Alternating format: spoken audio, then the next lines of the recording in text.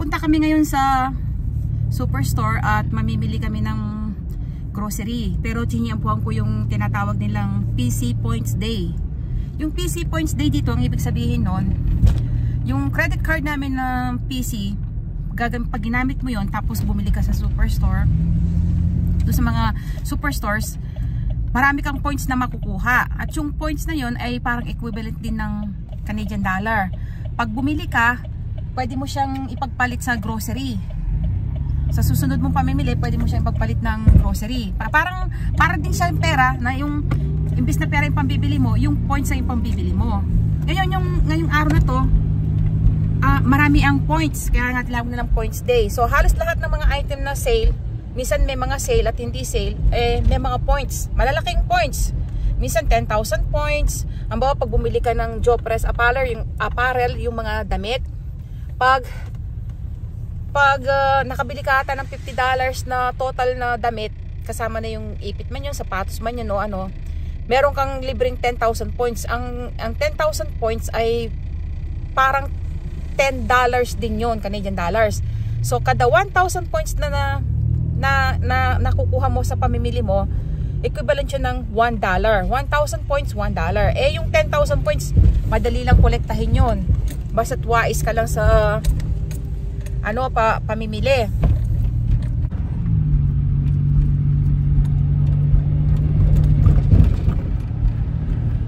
Isipin nyo, January pa lang ngayon, ayan halos wala na kaming snow. Dati mataas pa sa tao pag ganitong buwan, tapos napakalamig, -20, -15, -40.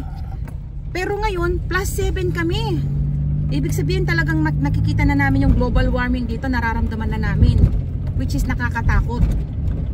Yan, natutuwa kami kasi hindi gaano malamig itong taon na to. Tsaka yung last year, yung November, December, hindi gaano malamig. Tsaka walang snow. Tapos ngayong January, ganun pa rin. Hindi rin malamig.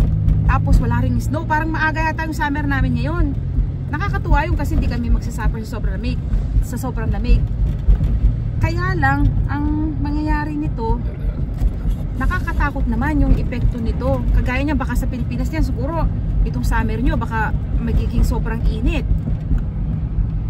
Tingnan nyo, nagtutubig na. Dati snow yan, gabuntok ng mga snow. Ngayon, ayan walang ka-snow at walang kalamig-lamig. +7. Ayun natutunaw na yung mga kaunting snow. Ayan halos wala nang snow, natunaw na ayan Parang itong January na to, parang katumbas na sa amin ng yung katapusan ng March at saka April. Ganito.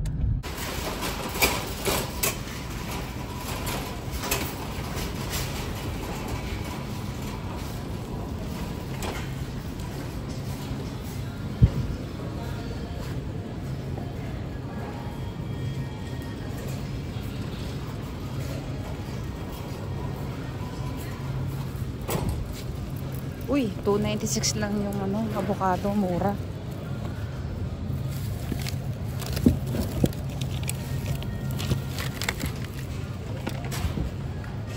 So, $2.96. So, nasa 120 pesos sa pera natin itong 6 na avocado. Naka-sale siya.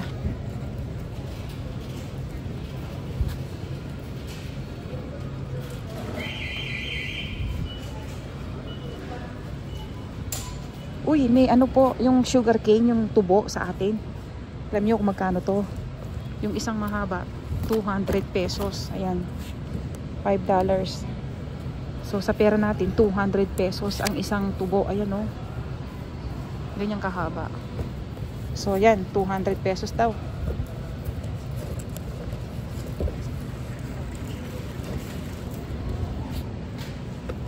Ito yung sweet tamarind. Yung hinog na sampalok, magkano ba? 280 pesos sa pera natin. Ayan 280 pesos to yung hinog na sampalok. 200 pesos ang per pound nitong bamboo shoot. Yung kawayan na dinuluto natin, yung batang kawayan.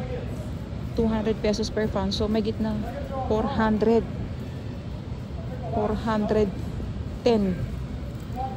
Hanggang 420 ang isang kilo ng bamboo shoot. Ito naman, mustasa ay labanos. 150 pesos ang isang kilo sa pera natin.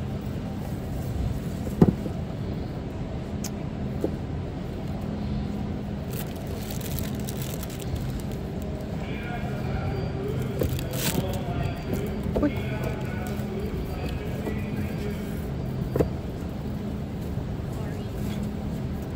Yun. Dalawa. Puro gulay tayo para healthy.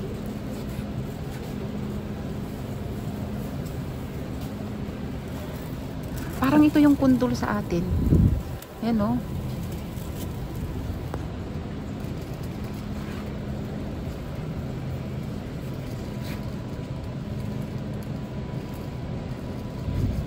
Ito mura to. 80 pesos ang isang kilo. Yan. Gigisa mo. Maganda to sa fiber. Pag kumakain po kayo, maganda to para hindi ka magka-colon cancer. Gusto ko yung madahon. Yan. 80 pesos lang ang isang kilo. Ito mukhang madahon to.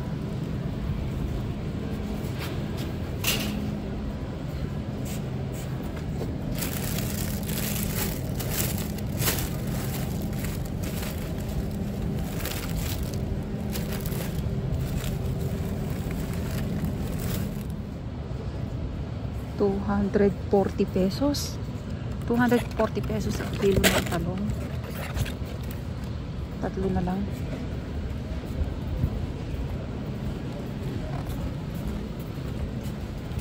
Yan. Ay, yung carrot pala. Yan. 240 pesos isang supot ng carrot. Saging dito 70 pesos ang isang kilo. Co-convert ko siya sa pera natin, 70 pesos ang isang kilo. So kailangan maghanap ako yung hindi pagkagaanong hinog.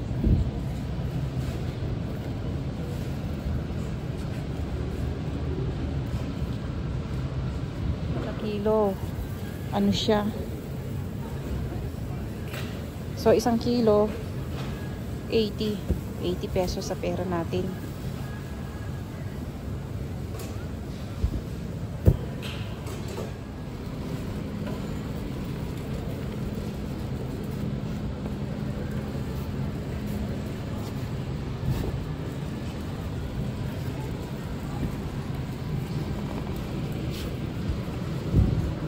Ito, $10.99 persimmon. Ayan o. $10.99, $11. 440 pesos. 440 pesos. 8 piraso.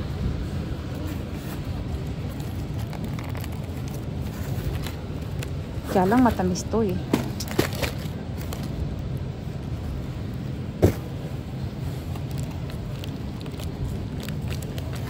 Matamis ito. 2,468.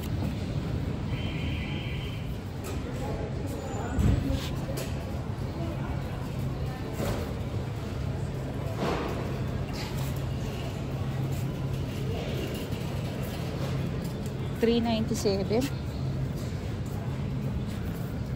160 pesos. Parang maganda to. Kaya lang pa masyadong matamis pag madilaw eh. Ito oh.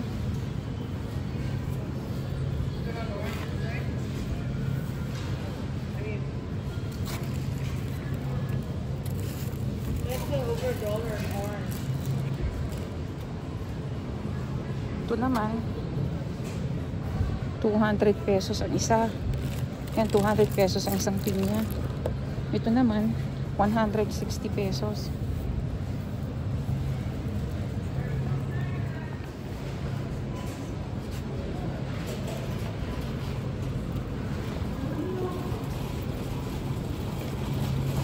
Strawberry.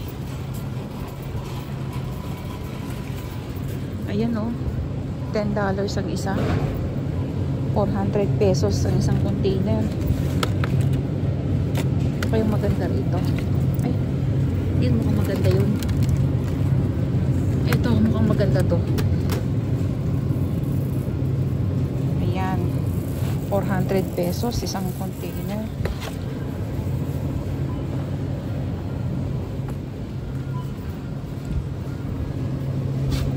Uy, may cherry. Naku. 280 pesos kada pound daw. Ayun o. 280 pesos isang pound.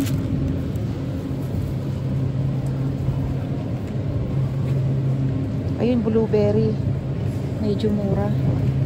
1 pink.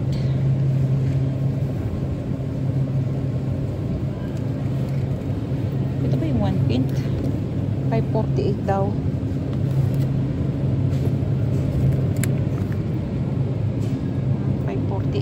$1 pink.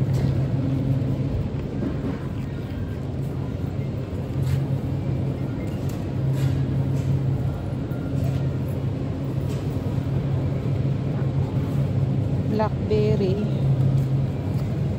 $6.99. Naka-sale siya. 280 pesos. Sa pera natin to. Ayan. Blackberry 280 pesos. Tapos ito naman blueberry 220 pesos.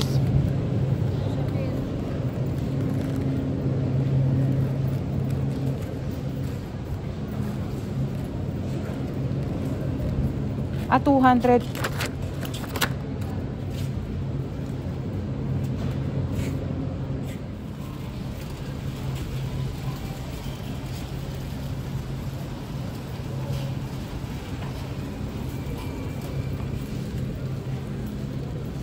Sibuyas, spinach, hindi ko alam kung ang bibilin ko. Spinach $2.49, makabili nga ng isa. So sa pera natin 100 pesos. 100 pesos yung isang tali ng spinach. Ayan o, 100 piso yung isang tali.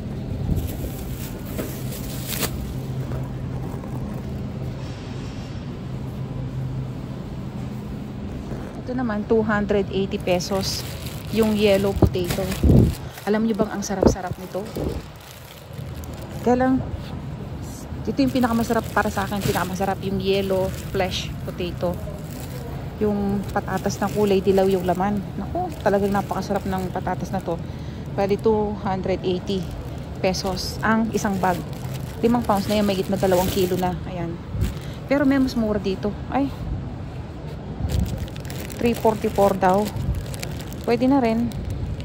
Ito oh, $3.44. Kabili mo nga to isa. Ayan siya oh.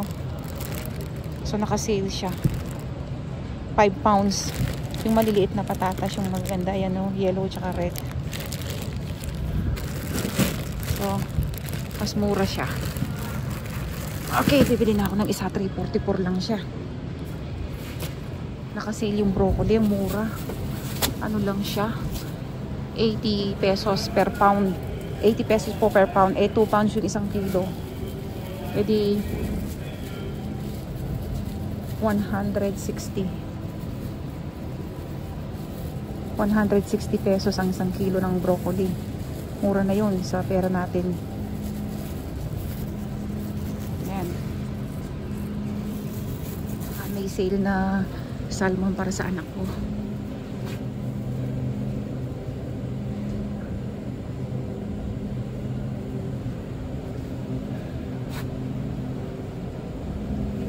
Walang sale na salmon. Ito lang. Eh, kaya lang may balat.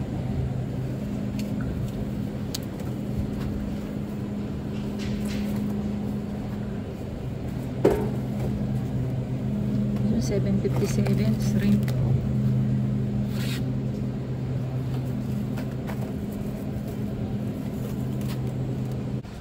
So, may mga naka-sale na halaman. Hindi sa sale. Ang regular price niya, $30. Or 1,200 pesos kada paso. Ayan.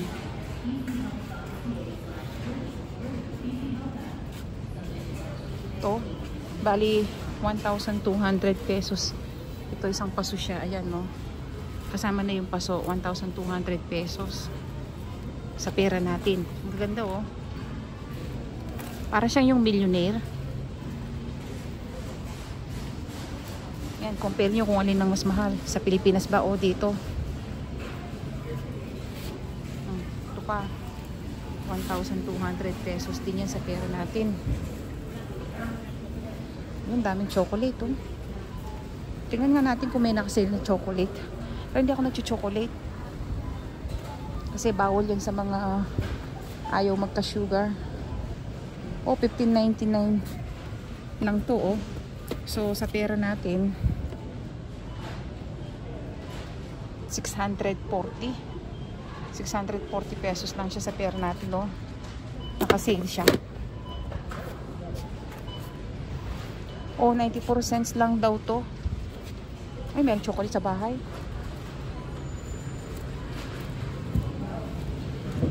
Kita niyo yung mga halaman. Ayun, oh.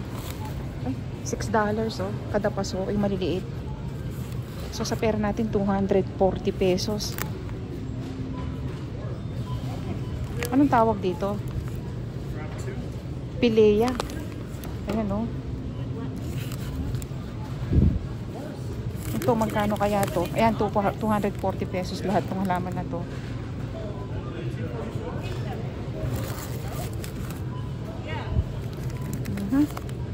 Ito pa.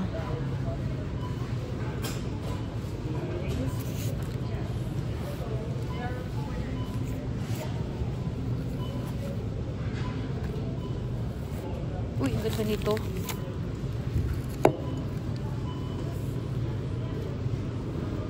$240 pesos.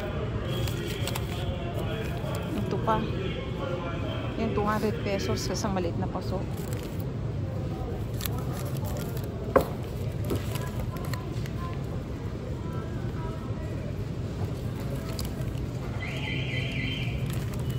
Ang tawag dito? Krasula.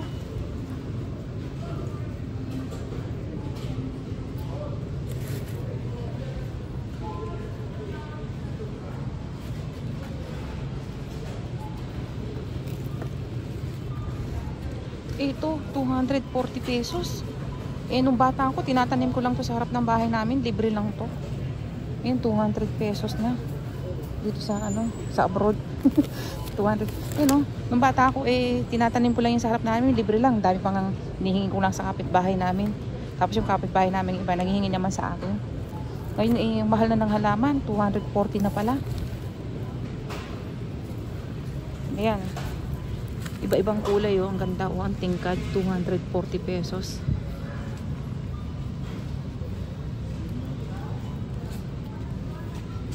Pink.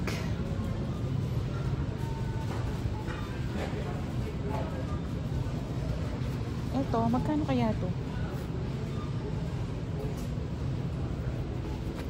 Wala siyang price.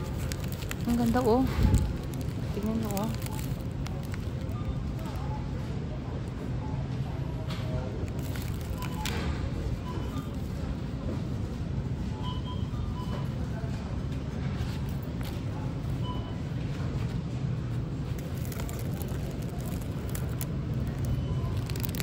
Ito parang plastic, oh.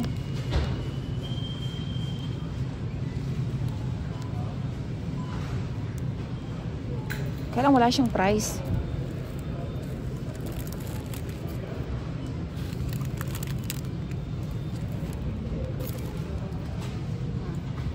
Ito ang ganda ng kulay, oh. Ano kasing tawag dito? Nakalimutan mo na.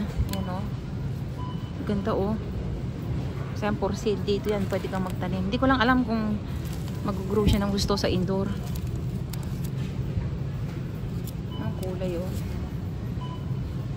Ito yung magandang kulay. Tapos itong orchids, $27. So sa pera natin, 1,001.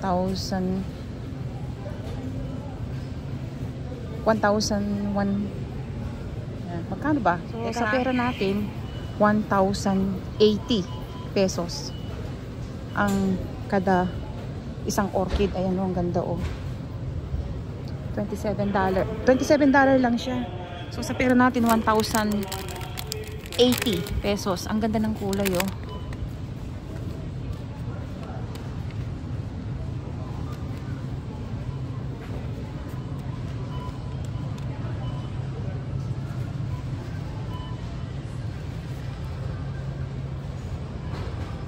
So hindi to plastic ah. Ano to? Buhay na orchids.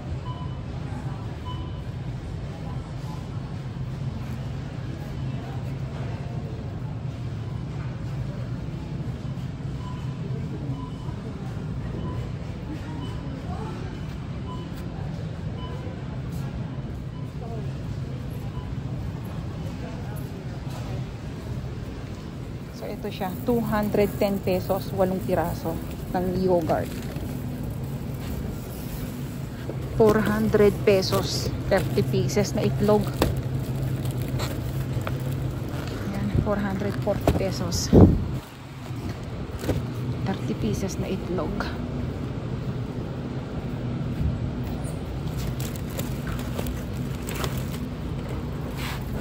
Ito 140 pesos sa pera natin, isang bacon. Yan, 140 pesos lang siya.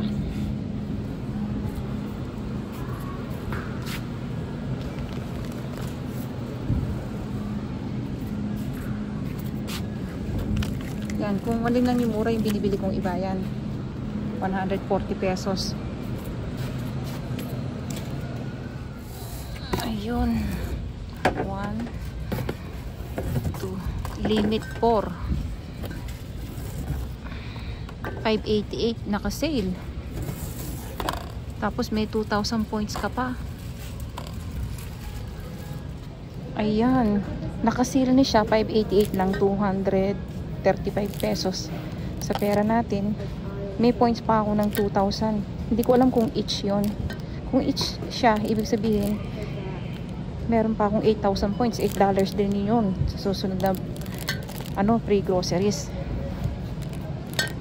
So imagine mo, meron akong 8,000 points, tapos nakasale pa yung toyo ko.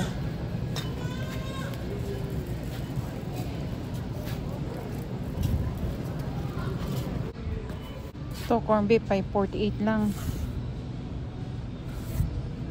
So sa pera natin 220 pesos. 220 pesos po to. Malaki na siya oh. Yung masarap na corn beef ito. Okay.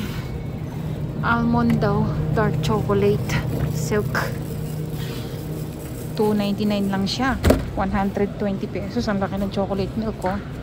Almond flavor.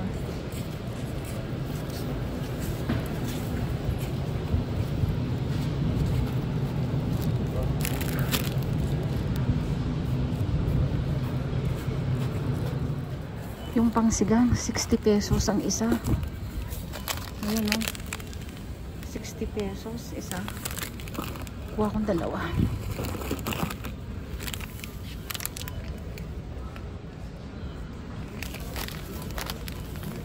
$60 ang isang pangsigang. Yung Tide naka-sale, $21 siya, dati siyang 26, so 200 pesos off siya. Mas mura siya ng 200 pesos. So ngayon, pag bibili mo siya, nasa 840 pesos. Ang isang ganito, mahal no? 840 pesos sa pera natin. Alam nyo ba na hindi lang sa Pilipinas nagmahal ang mga bilihin, kahit dito sa Canada. Mahal din ang bilihin ngayon, kahit saan ka magpunta. Yung presyo noong 2 years ago, halos doble na ngayon. So, kung tutuusin, ano yan, nasa supply and demand. Talagang kahit saan ka magpunta, mahal na yung bilihin. Kahit sa Amerika, mahal na rin. Hindi lang sa Pilipinas nagtaas ang presyo, dito rin sa Canada.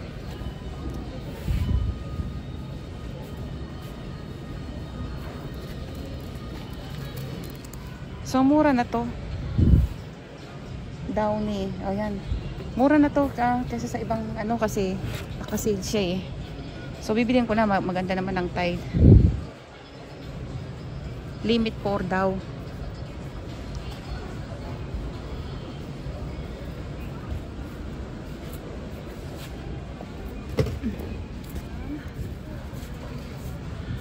150 loads. 3.29 liters. 600 pesos sa pera natin. Ayan. 600 pesos siya sa pera natin.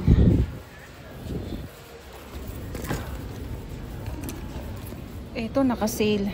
Coconut milk. 40 pesos na lang siya.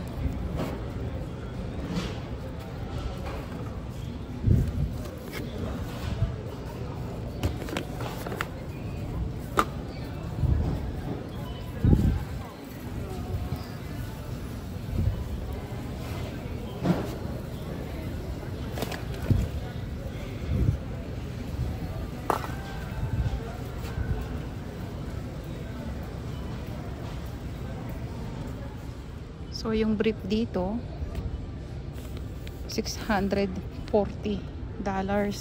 apat na piraso. So ito ano 320 pesos sa pera natin, naka-sale siya, pangkulay ng buhok.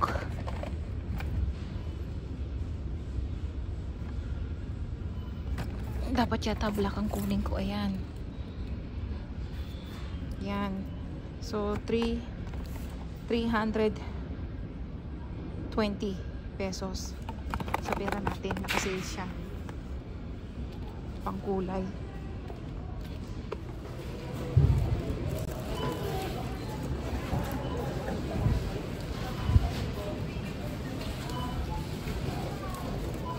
So ang total na binili ko ngayon ay 412 Canadian dollars. Mga sabong panlaban lang, kaunting pagkain namin, tubig, sunrocks, asin na panglagay sa yelo, at dalawang piraso ng damit, ay 4. Ang binili namin sa pera natin 16,400 pesos. Ganun lang yung binili namin. Mga sabong panlaba lang, Downy, tubig, 16,400 pesos. Ganyan po kalaki yung grocery namin for a week. Kaya kahit sinasabi na malaki yung sweldo rito, malaki din yung gastos namin kasi dollars din. Tapos pagkatapos, ang good news lang, nakaipon ako ng 76,000 points. Nakaipon ako ng 76,000 points. Ang ibig sabihin, pag nag-grocery ako, may ibibili ko yun ng halagang $76 na free grocery sa susunod na bili ko o kung kailan ko gustong gamitin. Yun ang kainaman. So ngayong araw na to, every 300 purchase, meron kang 30,000 points. Imbes na mga grocery yung libre or yung gift item na dating nalilibre ko, ngayon ay points ang nalibre ko. Antay na lang kita dito. So ginabi kami, naabot kami ng lampas 6:00. O sige na, antay na lang kita dito. Ayan, ayan gabi na. Ditong oras na to, ganito mga oras na nag-grocery yung mga tao dito sa Canada pagkatapos nila sa trabaho. Doon sila nag-grocery. Kaya ang buhay namin dito sa Canada, busy. Maghapon nagtatrabaho, umaga pa lang pumapasok na ng trabaho, madaling araw. Yung mister ko madaling araw pa lang, 2:00 pa lang, 3:00, umaalis na ng bahay ng madaling araw. So pagdating ng hapon, yung mga tao dito, doon pa lang sila nagkakaroon ng time na mamili ng grocery nila. Ganyan ka-busy yung buhay namin dito. Pag uwi mo niyan, pagod ka na naman. Tapos mamaya ka na matutulog. Parang ganito yung everyday life namin, walang pagbabago. Trabaho, papasok sa trabaho, magluluto, maglilinis, papasok sa trabaho, mamamalengke. Ganun ang buhay namin dito. Kaya nga nakaka-stress at saka nakaka-depress abroad. Kaya nga yung mga ibang kababayan nating OFW nababaliw sa ibang bansa kasi nga yung stress, homesick at saka yung pagod, depression, yun ang kalaban namin sa abroad.